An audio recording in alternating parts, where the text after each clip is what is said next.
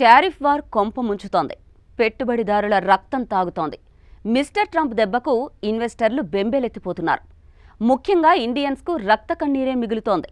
అవును, tariff వార్తో India ఇన్వెస్టర్లు విపరీతంగా నష్టపోయారు. ఏప్రిల్ 1 నుంచి 14 రోజుల్లో ఇండియన్ పెట్టుబడిదారుల సంపద 11.3 లక్షల కోట్లు తగ్గింది.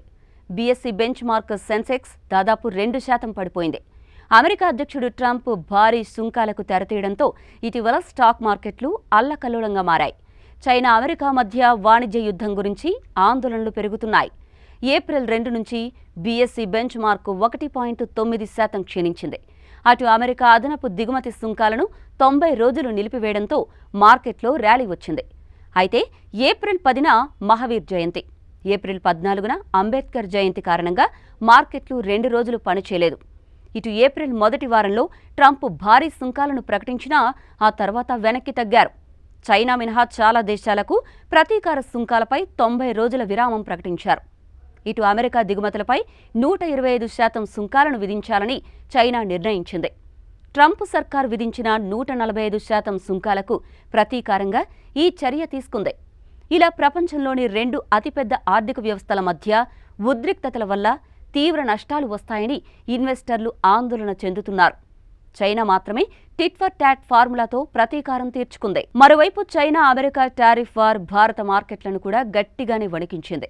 భారత్ చైనాకు మధ్య ప్రత్యక్షంగా వాణిజ్య యుద్ధం జరగకపోయినా ప్రపంచవ్యాప్తంగా పెట్టుబడిదారుల మానసిక స్థితిని ఈ ఉద్రిక్తతలు ప్రభావితం చేశాయి.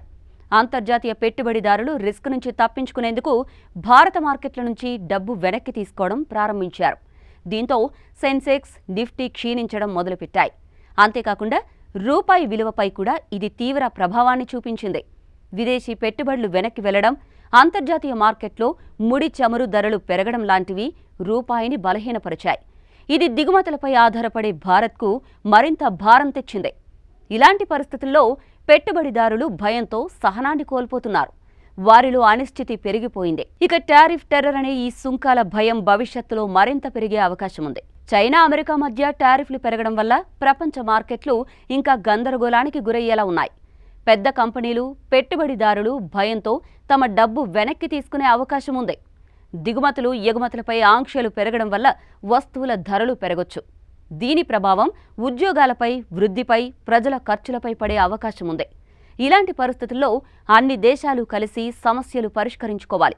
లేకపోతే గ్లోబల్ మార్కెట్ దెబ్బతినే ప్రమాదం ఉంది. ఇలా జరిగితే దీని ప్రభావం ఎక్కువగా అభివృద్ధి చెందుతున్న దేశాలపై పడుతుంది. అందుకే ఈ టారిఫ్ యుద్ధం త్వరగా ఆగాలని అంతా ఆశిస్తున్నారు. ఇప్పుడు ప్రపంచం మొత్తం చైనా అమెరికా మధ్య జరుగుతున్న వాణిజ్య యుద్ధం వైపే చూస్తోంది. మరి చూడాలి ఈ ఘర్షణ ఎక్కడికి దారితీస్తుందో ఏమో. అటు మార్కెట్లు మళ్లీ సిద్ధపడతాయా? భారత ఇన్వెస్టర్లు మళ్లీ ధైర్యంగా పెట్టుబడులు పెట్టగలరా? లేదా ఈ టారిఫ్ టెర్రర్ ఇంకా భయానకంగా మారుతుందా అన్నది ట్రంప్ చేతుల్లోనే ఉంది.